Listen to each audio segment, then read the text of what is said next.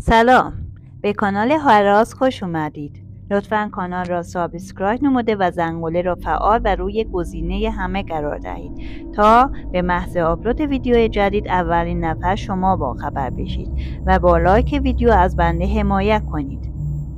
بشنویم داستان امشبو. اسمم نادره. میخوام اتفاقی 4 سال پیش از سرمون گذشت رو براتون تعریف کنم. یه برادر بزرگ دارم و یه خواهر کوچیک. داداشم به دبیرستان میرفت. اسمش قادر بود. داداشم چون پسری شاداب و شوخ‌طبع بود اطرافیان زیادی داشت، اما با هر کسی خو نمی‌گرفت. تنها با یه نفر صمیمی بود به نام حامد. بعضا بعد از مدرسه با دوستان خوب با هم به گشت و گذار تو شهر میرفتم و بعضی وقتا دوستان داداشم خونه ما جمع میشدن و حرف میزدن و بازی میکردم. بعضا میرفتن خونه دوستای دیگه‌اش جمع میشدن. یک روز بعد از مدرسه میرن خونه حامد. مادر حامد به داداشم میگه با مادر گلزار خانم حرف بزن تا با بابات یک روز نهار بیام میهمان من باشم تا بیشتر آشنا بشیم. داداشم اومد به مامانم گفت خاله حمیده گفت بگم که یک روز قرار بذاریم نهار میهمان من باشید تا بیشتر آشنا بشیم.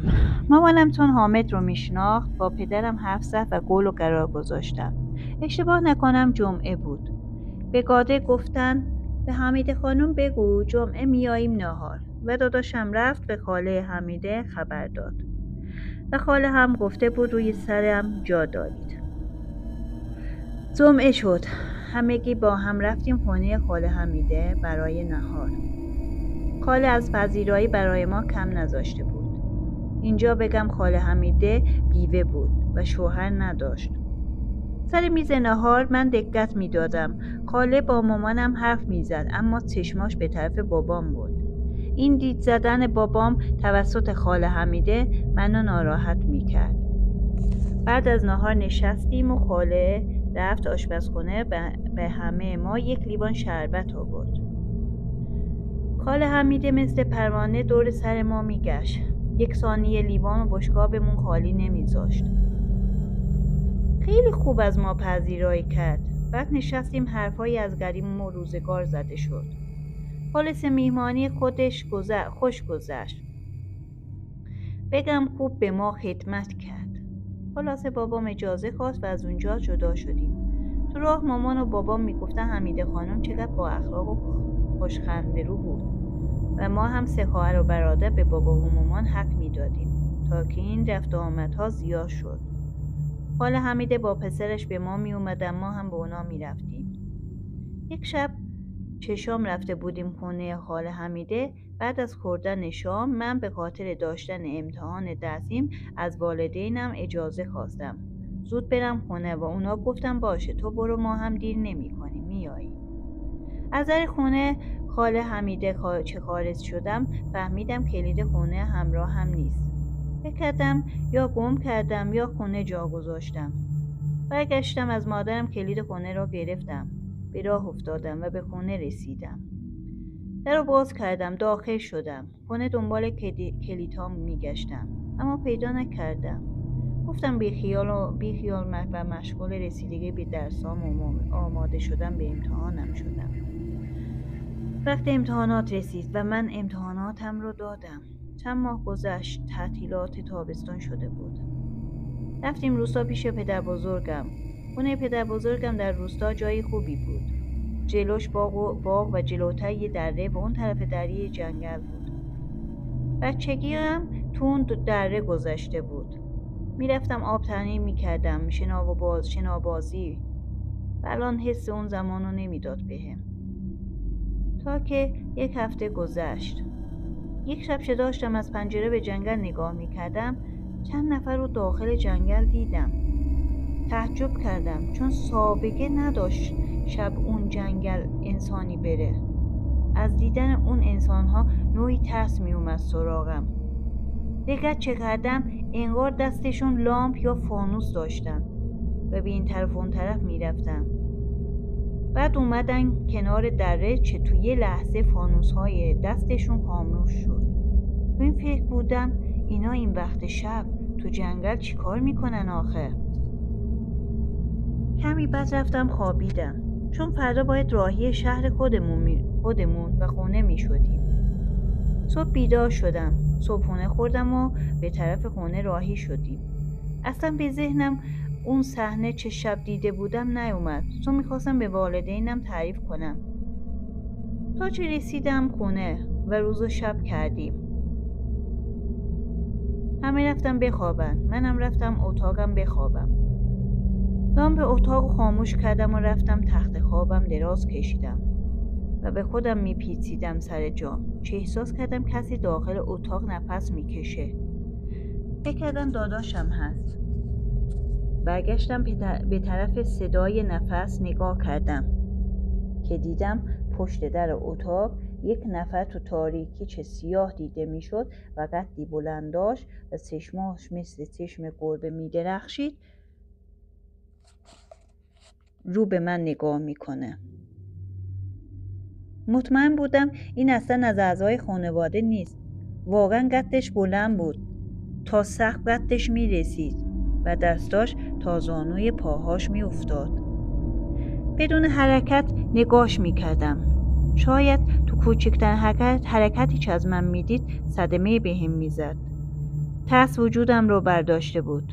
آهسته شروع به خوندن دعا کردم که با خوندن دعای من اون موجود قد بلند تو تاریکی اتاق رفت سالن و غیب شد. بلند شدم رفتم حال. اون موجود رو چه دیده بودم دیگه نبود. داد کشیدم و مادرم رو صدا زدم. مامانم با سرعت اومد کنارم، پرسید چی شده؟ منم چیزی دیده بودم و تعریف کردم. مامانم مکسی کرد و گفت نترس پسرم، شاید سایه اشیا بوده، چون سایه ها بعضا تو تاریکی به چشم انسان متفاوت دیده میشن. نترس، بگیر بخواب. مثل بچه منو گوز زد و رفت. من سایه اشیا رو خوب میشناختم. دعا کردم دوباره خوابیدم. ولی وجود یک نفر داخل اتاق اذیتم میکرد. از خواب بیدار شدم. کسی داخل اتاق نمیدیدم. ولی تو بیداریم احساس میکردم نیروی داخل اتاق وجود داره. خلاصه به خواب رفته بودم. صبح بیدار شدم. رفتم سر سفره صبحونه.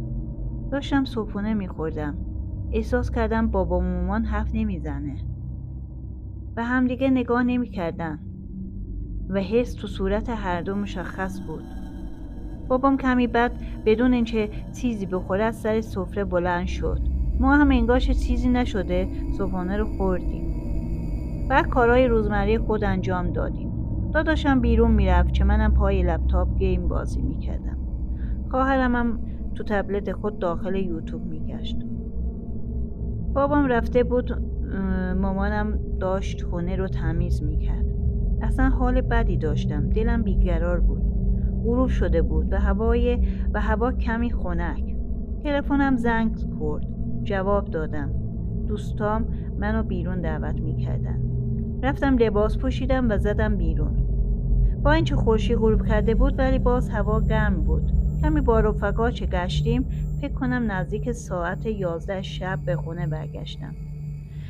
دیدم هر کسی جایی مشغول کاری هست. تلویزیونم یک کانال روشن بود. فیلمی پخش میکرد. کسی نگاه نمیکرد. رفتم لباسامو عوض کنم.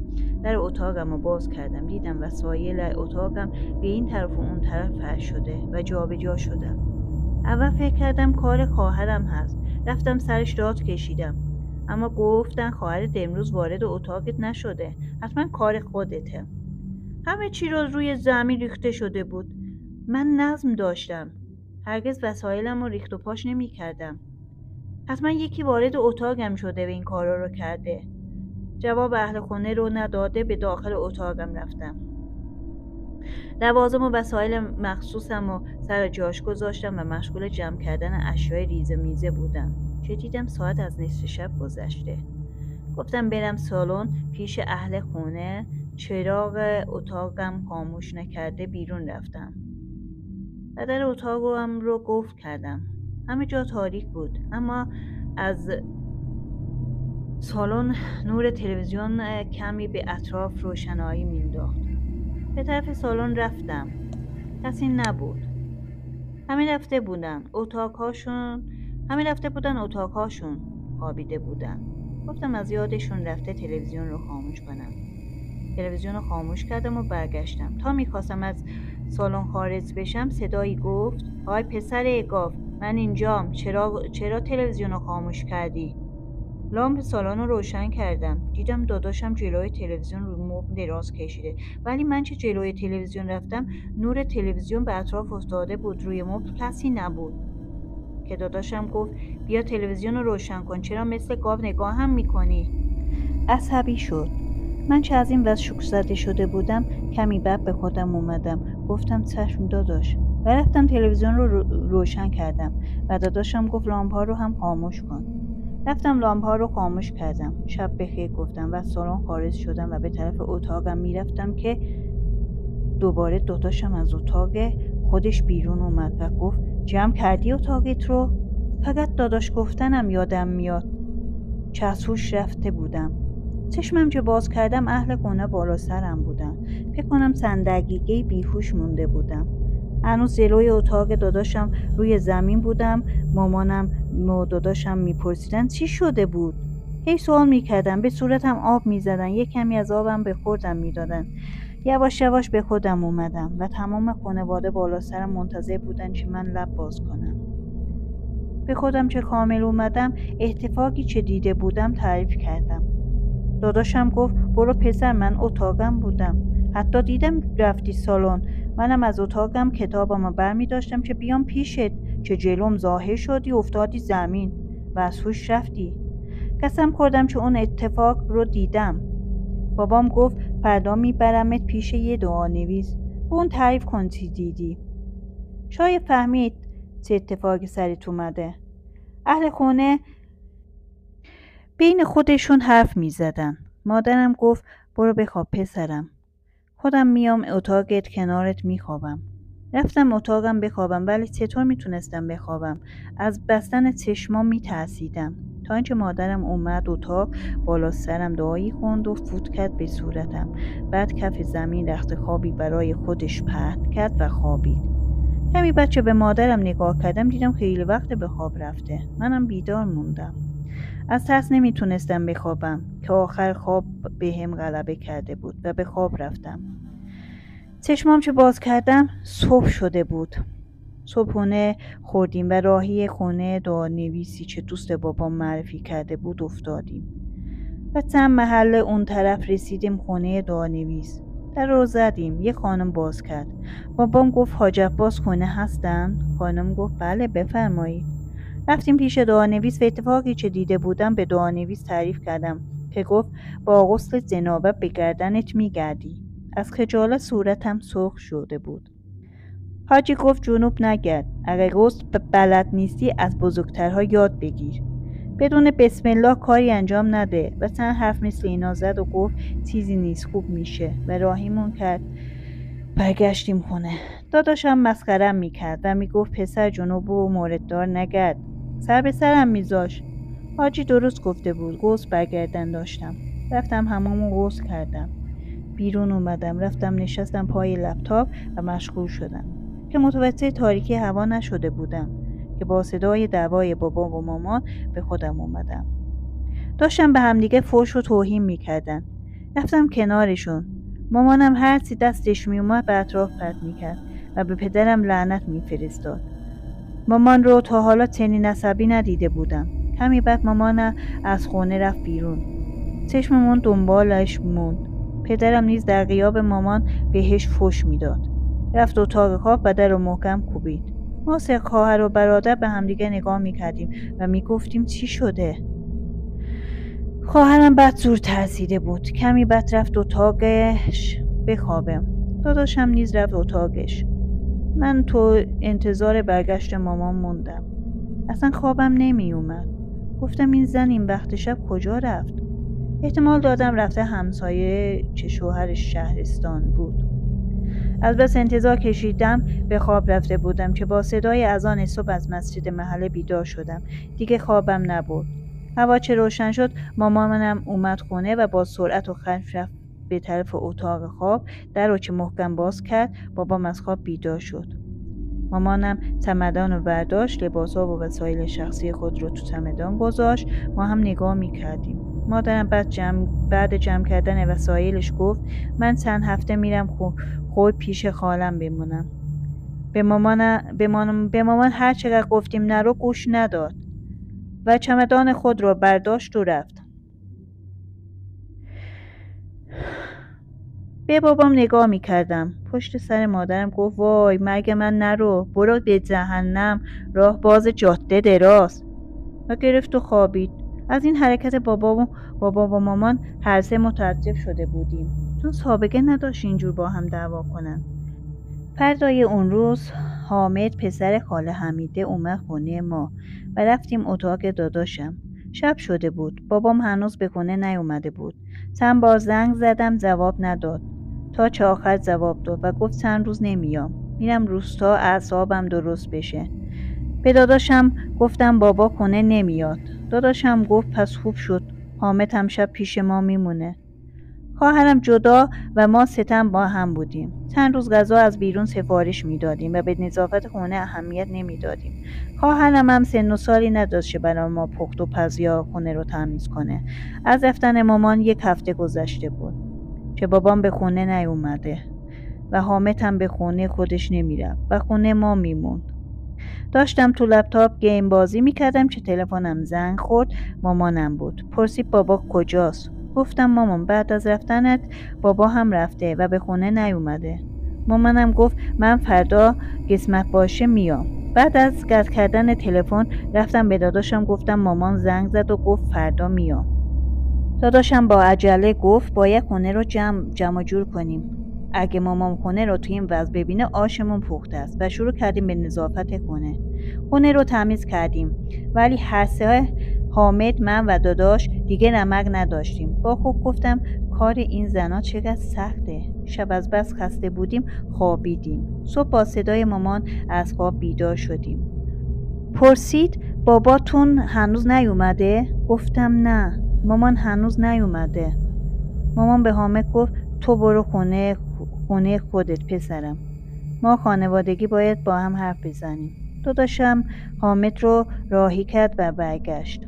مامان خواهرم رو هم فرستاد اتاقش و گفت خوی رفتم پیش یه دعانویس. گفت شماره رو طلسم کردن. تعجب کرده بودم. کی ما رو طلسم کرده آخه؟ گفتم مامان شاید اون دعانویس اشتباه گفته، بریم پیش دعانویسی که بابا منو برده و به اون هم بگیم یه نگاهی بکنه. با هم راهی خونه اون دعانویس شدیم و رسیدیم و مادرم گفت حاجی یه کتابی برا ما واکن. حاجی یه کارایی کرد و گفت دخترم طلسمتون کردم، اما من باطل میکنم و کارهایی انجام داد. روی کاغذ چیزایی نوشت و سوزون و چیزی داخل آب ریخت و گفت باطل کردم و ما رو راهی کرد. ولی با خود گفتم این حاجم چیزی نمیدونه، اسم خودشو گذاشته دعانویس. رسیدیم خونه. مامان به بابام زنگ زد و گفت زود بیا خونه، میدونم پیش کی هستی. بابام گفت میدونی چه میدونی؟ نمیام، طلاقت میدم و من با حمیده خانم ازدواج خواهم کرد. شوک زده شده بودم. اگه طلسم باطل شده بود بابام باید به خودش میومد. حمیده مادر حامد بود. چرا بابا با زن با دیدن حال حمیده میگفت میخوام با حمیده ازدواج؟ از ناراحتی روز و شب به حمیده خانم خوش. خب دوستان این داستان ادامه داره. منتظر ادامه داستان امیدوارم که تا اینجا خوشتون لطفاً با لایکتون منو خوشحال کنید.